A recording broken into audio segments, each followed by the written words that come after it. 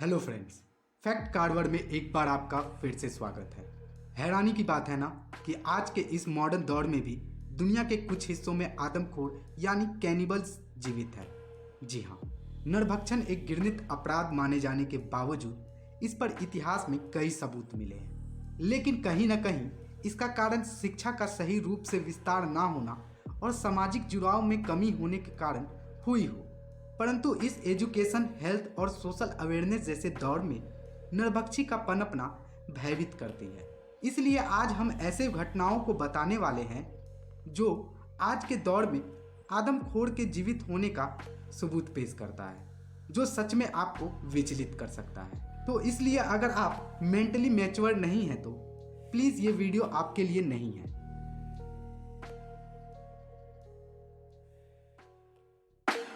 पाकिस्तान में पंजाब भाकर जिले के रहने वाले दो भाइयों को मुर्दा का मांस खाना पसंद था। CNN के रिपोर्ट में छपी खबर के अनुसार ये दो भाई मोहम्मद फरमान अली और मोहम्मद आरिफ अली पुलिस के हत्थे पहली बार 2011 में आए। हुआ यूं कि वहीं के कब्रिस्तान में एक 24 वर्षीय महिला का शव दफनाने के दूसरे ही दिन कब्र से शव गायब मिला और जब मृतका के घर वालों ने इसकी शिकायत पुलिस से की तो इसके लिए एक इन्वेस्टिगेशन टीम को छानबीन में लगाया गया और जांच पड़ताल में ये दो भाई मोहम्मद फरमान अली और मोहम्मद आरिफ अली सामने आए। पूछताछ में दोनों भाइयों ने कबूल किया कि वे कब्र से ताज़ा मुर्दे निकाल लाते और उसे पकाकर खाया करते थे। आगे पूछताछ में इन दोनों ने बताया कि ये लोग अब तक 100 से ज़्यादा मुर्दों को अपने रसोई में पका चुके थे। लेकिन मामला यहाँ नहीं रुकता, क्योंकि उस समय पाकिस्तान के कानून में ऐसे मुजरिमों के लिए किसी सजा का प्रावधान नहीं होने के कारण इन राक्षसों को आखिरकार कब्रों से छेड़छाड़ करने और संबंधियों की भावना को चोट पहुंचाने के जुर्म में दोनों को 2 साल की कैद और कुछ जुर्माना पर छोड़ दिया गया। 2 साल बाद जेल से रिहा होने के बाद ये दोनों भाई फिर लौटकर अपने ही गांव आ गए, जिससे गांव के लोग इन दोनों भाइयों से डरने लगे। लोगों में डर इस तरह थी कि आसपास के लोग इनके घर के तरफ जाना भी छोड़ दिए, यहाँ तक कि उनकी पत्नियां भी उन्हें छोड़ दी। फिर कुछ सालों बाद अप्रैल 2014 में पड़ोसियों को इनके घर से कुछ तेज सड़ने की बू आने लगी। पड़ोसियों ने तुरंत इसकी जानकारी पुलिस को दी। पुलिस भी तुरंत मौके पर आ पहुंची और पुलिस घर की जांच के मकसद से जैसे ही उनके घर के अंदर गई, वहां का दृश्य देखकर पुलिस के भी पसीने छूट गए। उस घर के अंदर एक 3 साल के बच्चे का सिर और हड्डियां पड़ी थी। साथ ही पतीले में मांस की कड़ी पक रही थी और यह दोनों भाई पूरी तरह से एक आदमखोर बन चुके थे। जिसके बाद दोनों भाइयों को आतंकवाद निरोधक दस्ते को सौंप दिया गया, जहां उन्हें कब्रों को छेड़ने और आतंकवाद फैलाने के जुर्म में 12 साल की कैद हुई। और इस केस के बाद ही पाकिस्तान की नेशनल असेंबली ने अक्टूबर 2014 में एक बिल पास किया, जिसमें इस तरह के जुर्म के लिए सजा का प्रावधान किया गया। निठारी कांड, ये सीरियल मर्डर कांड पूरे देश का दिल दहला दिया था।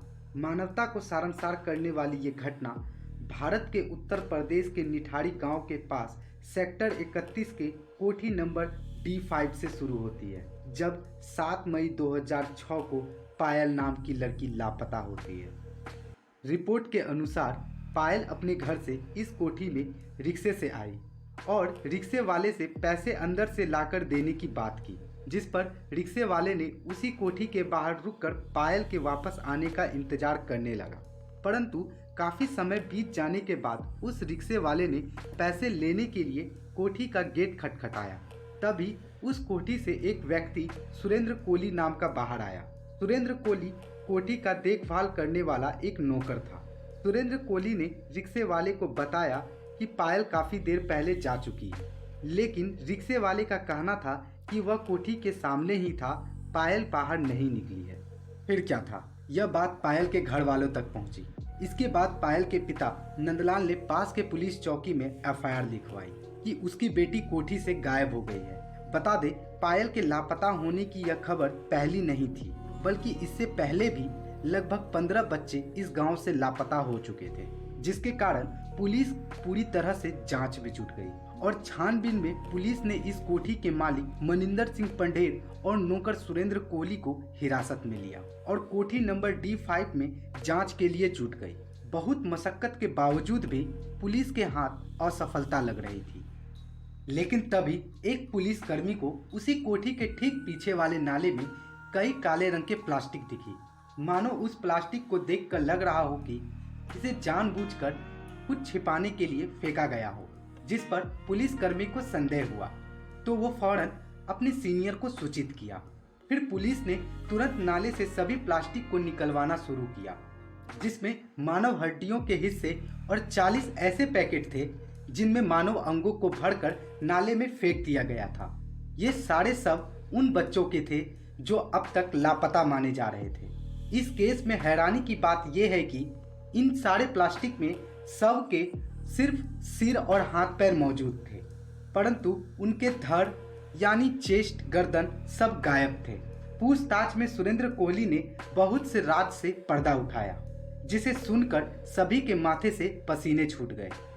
दरअसल ये मानवीय शक्ल में दिखने वाला आदमखोर सुरेंद्र कोहली ने बताया कि कोठी से गुजरने वाले बच्चे को पकड़कर या काम के बहाने कोठी के अंदर ले जाता और उसके साथ रेप करता था, फिर उसकी हत्या कर देता था।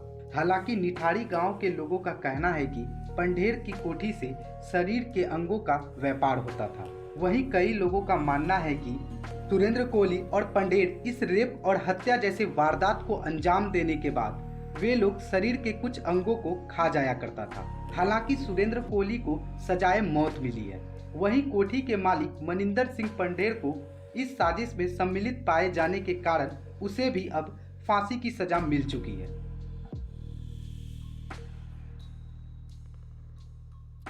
तो ये थे आज के दौर में घटी ऐसी घटनाएं जो आज भी आदमखोर के होने का सबूत पेश करता है।